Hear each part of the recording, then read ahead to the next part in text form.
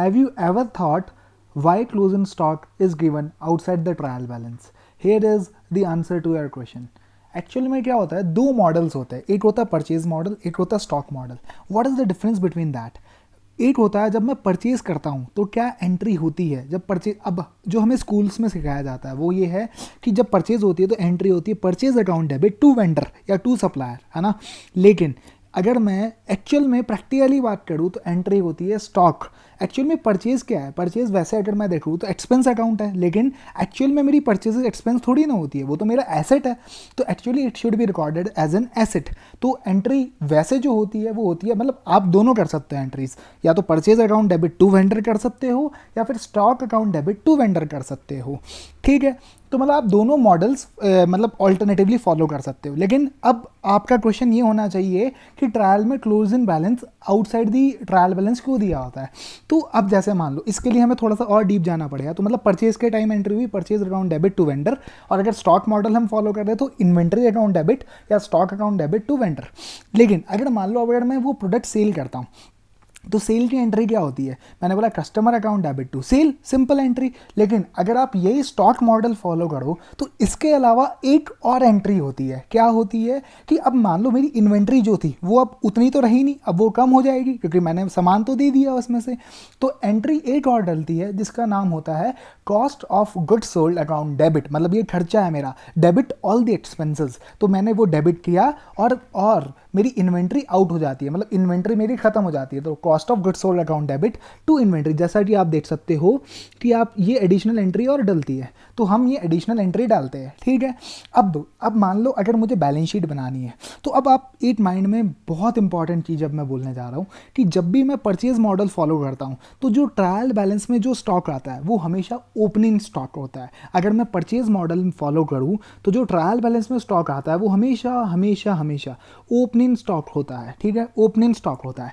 अगर मैं यही बात करूँ स्टॉक मॉडल, क्यों? क्योंकि उसमें से कंजम्पशन ऑलरेडी बुक होता जा रहा है. स्टॉक मॉडल में कंजम्पशन रेगुलरली बुक होता जा रहा है, तो जो वो स्टॉक ट्रायल बैलेंस में आएगा वो क्लोजिंग स्टॉक होता है. This is the big difference between the purchase model and the stock model. मतलब स्टॉक मॉडल में जो ट्रायल बैलेंस में स्टॉक आ रहा है वो क्लोजिंग स्टॉक आएगा, और जो परचेज मॉडल में आ रहा है वो ओपनिंग स्टॉक है. तो इसलिए अगर मान लो मुझे परचेज मॉडल में बैलेंस शीट बनानी है, सबसे पहले मैं परचेज मॉडल की बात करते हैं अपन.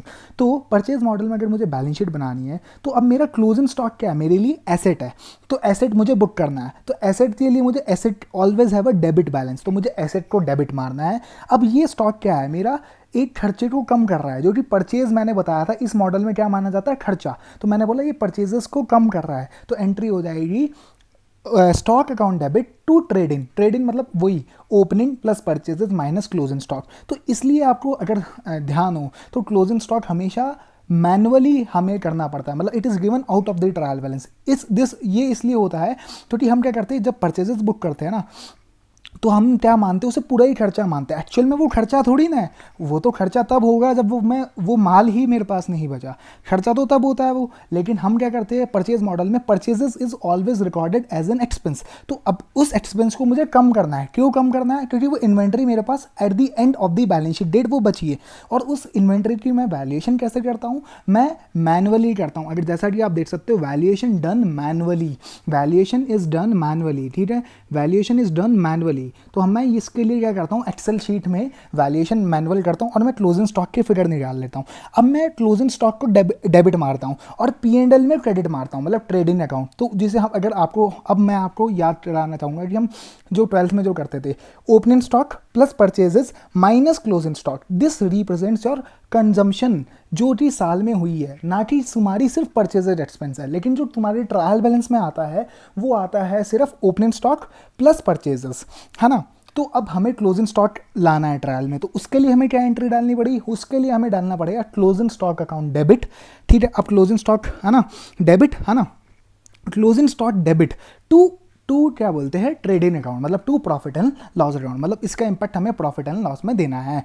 अगर यही मैं बात करता हूँ स्टॉक मॉडल में, तो स्टॉक मॉडल में ऑलरेडी जो इन्वेंट्री की वैल्यू आ रही है वो क्लोजिंग स्टॉक है, तो उसमें हमें कोई भी एंट्री नहीं डालनी और उससे हमारी सीधी बैलेंस शीट बन जाएगी। तो इसका मतलब हुआ क्लोजिंग स्टॉक अगर ट्रायल बैलेंस के बाहर दे रखा है तो हमेशा ट्रायल में ओपनिंग स्टॉक प्लस परचेजेस होगी, और अगर ट्रायल में ही कंजम्पशन आ रही है तो हमेशा जो स्टॉक आएगा वो आएगा क्लोजिंग स्टॉक। मतलब consumption plus closing stock is equals to opening plus purchases. मतलब ट्रायल में या तो सिर्फ दो ही चीज़ें हो सकती है, मतलब ओपनिंग प्लस परचेजेस हो सकती है या फिर क्लोजिंग प्लस कंजम्पशन हो सकता है। तो मुझे लगता है कि ये वीडियो से आपको बहुत हेल्प मिली होगी।